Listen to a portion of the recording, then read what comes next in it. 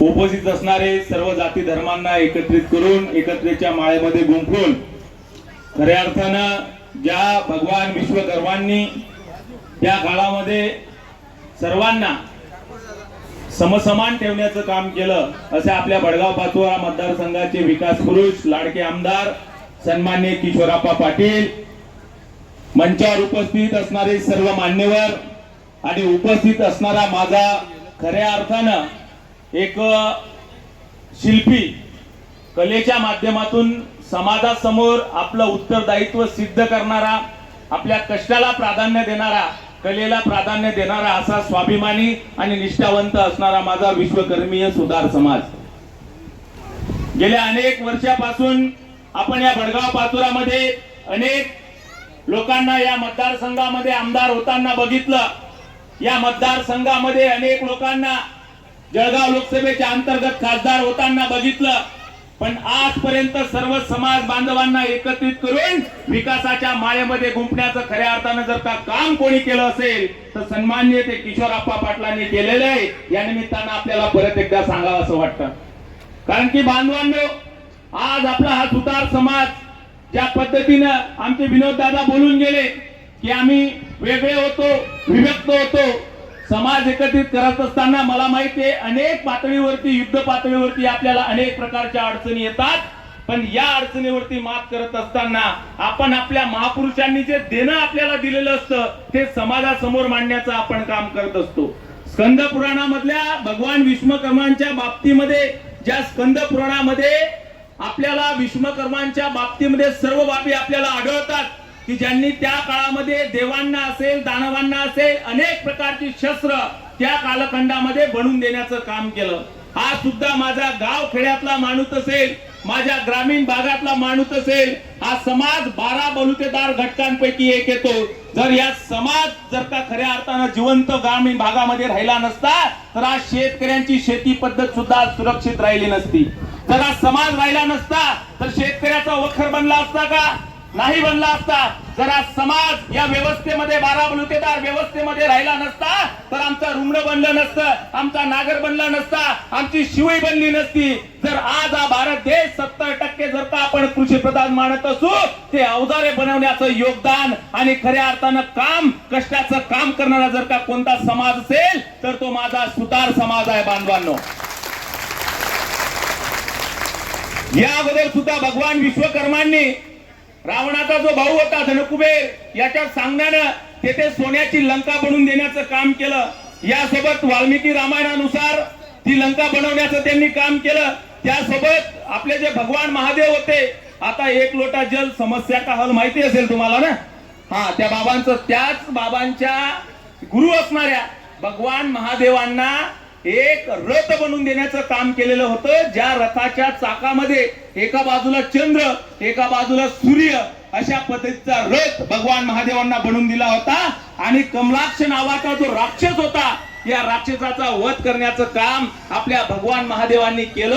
जरी ते महादेवांनी त्या कमलाक्षाचा वध केला असेल, पण ते रथ बनवण्याचं धाडस आमच्या या भगवान विश्वकर्मांनी त्या काळामध्ये केलं। आपल्याला प्रत्येकाला माहिती आहे बांधवांनो की प्रभू श्रीरामचंद्र लंकेमध्ये जात असताना आपल्या सीते मातेला, आपल्या पत्नीला स्वगृही परत आणत असताना वानर सेनेने एक एक दगड तेथे टाकण्याचं काम केलं, त्याच्यावरती प्रभू श्रीराम असं नाव लिहिण्याचं काम केलं।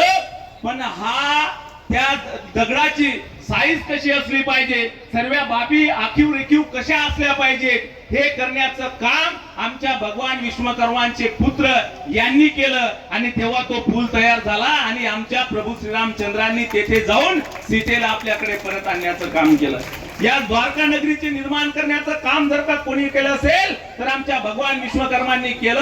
द्वारका नगरीमध्ये रस्ते असतील, त्या काळामध्ये गटारी असतील, स्त्रियांसाठी मूलभूत सर्व बाबी असतील आणि द्वारकाधीश असणाऱ्या कृष्णांना सुद्धा मोहात पाडणारे आमचे भगवान विश्वकर्मा।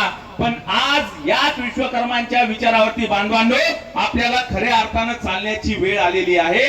आज आपल्या समाजामध्ये कलाकृतीच्या बाबतीमध्ये हँडक्राफ्ट स्ट्रक्चर असेल, हँडक्राफ्ट स्ट्रक्चरच्या बाबतीमध्ये आज समाजामध्ये उदासीनता आहे आणि उदासीनता असून सुद्धा आज आपल्या इथल्या तमाम तरुणांनी आज ॲल्युमिनियम सेक्टर असेल, त्यासोबत आमच्या खिडक्या दरवाजे बनवण्याचे अनेक प्रकारचे व्यवसाय असतील, याच्यामध्ये आपण कधीतरी कन्वर्ट झालं पाहिजे. आज गावगाड्यामध्ये गाडं बनवण्याचं काम सुतार बांधवांनी केलं, पण आज मला वाटत नाही की कुठे गावगाड्यामध्ये लाकडाचं गाडं बनवलं जातं. फार कमी ठिकाणी. पण मग आपण जर का तो लाकडाचा वसा घेतलेला असेल तर कालाप्रमाणे आपल्याला बदलावं लागेल. भगवान विश्वकर्मांनी दगडासोबत काम केलेलं आहे, भगवान विश्वकर्मांनी लोखंडासोबत काम केलेलं आहे, भगवान विश्वकर्मांनी लाकडासोबत काम केलेलं आहे.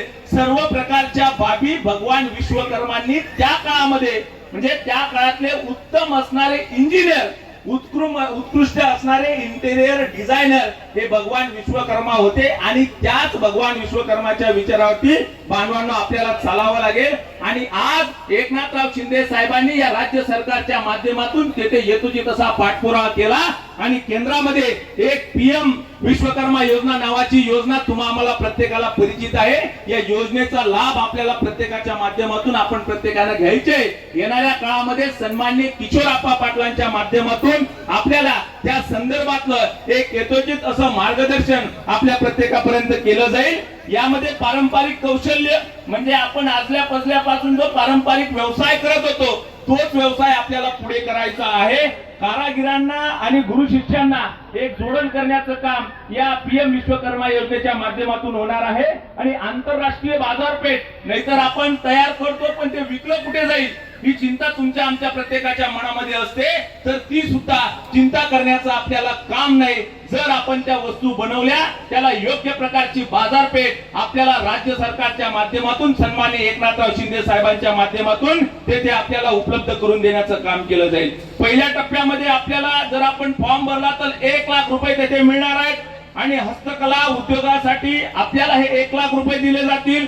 ग्रामीण आणि शहरी भागासाठी या दोन्ही भागांसाठी हे आपल्याला तिथे वितरण केलं जाणार आहे. जवळपास 18 आपले जे पारंपरिक व्यवसाय होते हे 18 पारंपरिक व्यवसाय या माध्यमातून जोडले जातील. आणि जवळपास याच्यामध्ये भगवान विश्वकर्मांना मानणाऱ्या सर्व ज्या जाती धर्माच्या समुदायातली लोक आहेत, ज्यामध्ये सुतार असतील, सोनार असतील, कुंभार असतील, शिल्पकार असतील, सांबार असतील, गवळी असतील, विणकर असतील, बेलदार असतील, पारंपरिक खेळणी बनवणारे असतील, नाभिक असतील, त्यासोबत हार फुलं तयार करणारे गुरव समाजाचे लोक असतील, या सर्वांना या पीएम विश्वकर्मा योजनेअंतर्गत समाविष्ट करण्याचं काम केलेलं आहे. जर आपल्यामध्ये काही तरुण बांधवाची याच्या संदर्भामध्ये इच्छा असेल तर त्यासाठी एक उत्तम प्रकारचं प्रशिक्षण आपल्याला राज्य सरकार आणि केंद्र सरकारच्या माध्यमातून तेथे दिलं जाईल. प्रत्येक प्रशिक्षणार्थींना जो त्या प्रशिक्षणासाठी तेथे उपस्थित असेल त्या प्रत्येक प्रशिक्षणार्थी बांधवाला जवळपास 500 रुपये एका दिवसाचे तेथे आपल्याला मिळतील. त्यासोबत आपल्याला या सर्व गोष्टी करत असताना औद्योगिक काही बाबी खरेदी करण्यासाठी, आता तुम्ही म्हणाल आपल्याकडे जुन्या काळामध्ये जसं काही ते वासरं टिकर हे जे आपल्याकडे किंवा रंदा वगैरे या सर्व पारंपरिक बाबी असायच्या, या सर्व आपल्याला विकत घेण्यासाठी 1500 रुपयाचं सानुग्रह अनुदान तुम्हाला सुद्धा राज्य आणि केंद्र सरकारच्या माध्यमातून वितरित करणार आहे. फार डॉक्युमेंटची गरज नाही. तुमची मोबाईलची, आधार कार्डची तेथे पडताळणी केली जाईल. केवायसी तेथे करण्याचं काम केलं जाईल. रजिस्ट्रेशन फॉर्म तुमचा फिलअप केला जाईल. स्थानिक स्वराज्य संस्था म्हणजे ग्रामपंचायत असेल, नगरपालिका असेल, येथे जाऊन तुम्ही तो फॉर्म फिलअप करू शकतात. आणि पंतप्रधान विश्वकर्माच्या योजनेचं जर का प्रमाणपत्र तुम्हाला भेटलं तर त्या योजनेमध्ये तुम्ही पात्र होतात.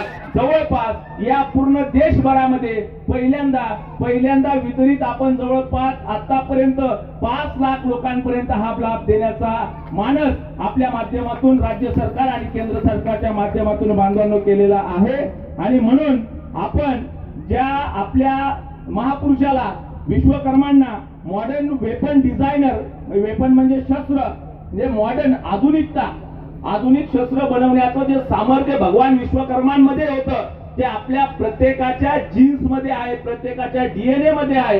तेच येणाऱ्या काळामध्ये आपल्याला करावं लागेल. ते कौशल्य दाखवण्याचं काम बांधवांनो आपल्याला करावं लागेल. आणि नक्कीच आप्पासाहेब हा समाज संघटित आहे, 12 बलुतेदार घटकांपैकी आहे.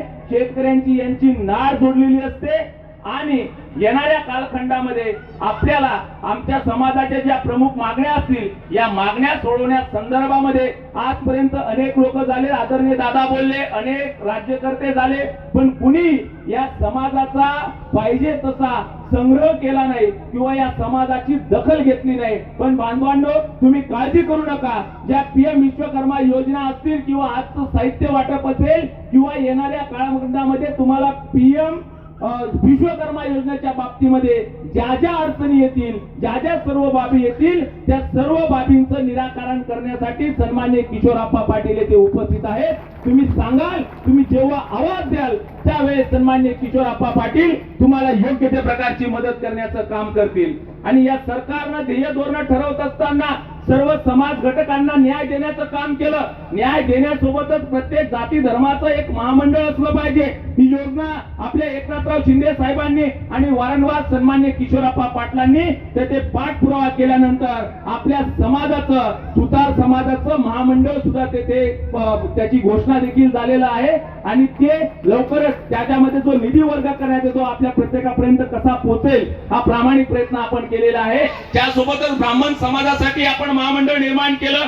मातंग समाजासाठी बार्टीच्या धर्तीवरच्या डॉक्टर बाबासाहेब आंबेडकर प्रशिक्षण संस्थेच्या अंतर्गत ज्या विद्यार्थ्यांना परदेशामध्ये अनेक प्रकारच्या शिष्यवृत्त्या असतील, त्याचे लाभ असतील, हे सुद्धा येणाऱ्या कालखंडामध्ये आपल्या सुतार बांधवांना मिळतील. आरटी मधून आपल्या मातंग बांधवांना मिळतील. आणि सुवर्णकार समाजासाठी सुद्धा आपण महामंडळाची स्थापना केलेली आहे. लेवा गुजर असतील, दोडे गुजर असतील, लेवा पाटील असतील, यांच्यासाठी सुद्धा एक स्वतंत्र आपण महामंडळ निर्माण करण्याचं काम केलेलं आहे. नाभिक समाजासाठी एक केस शिल्पी महामंडळ आपण या माध्यमातून तयार केले आहे. अनेक प्रश्न असतील गावखेड्यातले, जसे की अनेक प्रकारच्या कॉन्ट्रॅक्ट बेसिसवरती असणाऱ्या या लोकांची वेतनवाढ असेल, त्यामध्ये पोलीस पाटलांच्या मानधनामध्ये वाढ असेल, होमगार्डच्या मानधनामध्ये डबलचं वाढ असेल, सरपंच असेल, उपसरपंच असेल, आमच्या आशा महिला असतील, आमच्या सीआरपी भगिनी असतील, आमच्या कोतवाल असतील, आमच्या अंगणवाडी सेविका असतील, संगणक ऑपरेटर असतील, या सर्व प्रकारच्या लोकांमध्ये एसटी कामगार बांधव असतील, या सर्व घटकांमध्ये प्रत्येक 12 बलुतेदार 18 आलुतेदार समाजाचा माणूस तिथे काम करतो. आणि प्रत्येकाच्या मानधनामध्ये वाढ करण्याचं काम सन्माननीय किशोरप्पा पाटलांच्या मागणीने वारंवार मुख्यमंत्र्यांनी दखल घेऊन ही योजना पारित करण्याचं काम केलं आहे. म्हणून येणाऱ्या काळामध्ये एक तुमची आमची जबाबदारी आहे की ज्या लोकांनी आतापर्यंत आपल्याकडे बघितलं नाही त्यांना जाग येईल. आणि आता ही किशोरप्पा वेळेस ज्या वेळेस काम करतायत त्यावेळेस या लोकांना जाग येईल, झोपेतून उठतील. निवडणुका लागली, उतावळा नवरा गुडघ्याला भाशिंग, हे तयारी करतील, तुमच्या आमच्यापर्यंत येतील, चुकीच्या अफवा पसरवतील. सरकार किशोरप्पा हे कसे चुकीचे आहेत हे तुम्हाला सांगण्याचा प्रयत्न करतील. पण हा समाज खऱ्या अर्थानं आप्पासाहेब आपल्या कलाशिल्पीच्या माध्यमातून एक समाज व्यवस्था घडवणारा समाज आहे. म्हणून कुठलाही भूलथापांना आपल्याला येणाऱ्या काळामध्ये बळी पडायचं नाही. सन्माननीय किशोरप्पा पाटील, जर का तुम्ही बघितलं त्यांचा कामाचा आवाका बघितला, रात्री 2 वाजेपर्यंत सतत ते व्यस्त असतात आणि सकाळी 5-6 वाजता उठून प्रत्येक तुमच्या सेवेसाठी ते परत एकदा उपलब्ध असतात. वडगाव पाचोरा मतदारसंघामध्ये आतापर्यंत अनेक आमदार बघितले असतील, असा आमदार परत एकदा तुम्हाला भेटणार नाही. आणि म्हणून एकदा सांगतो आप्पासाहेब, विरोधकांनी किती बॅटरी चमकवली तरी किशोरप्पा पाटील या मतदारसंघामध्ये हॅट्रिक केल्याशिवाय राहणार नाही. हा शब्द आजच्या निमित्तानं, सुतार समाज बांधवाच्या निमित्तानं आपल्याला देतो. आणि अभिमानाची बाब आहे आप्पासाहेब, मुख्यमंत्री साहेबांनी जशी लाडकी बहीण योजना चालू केली तर आमच्या सर्व भगिनी आज खऱ्या अर्थानं पुरुषांच्या बरोबरीला यायला लागलेत की नाही? प्रत्येकाला लाभ झाला की नाही झाला? हे लोक म्हणत होते की आमचं सरकार आलं का 3000 रुपये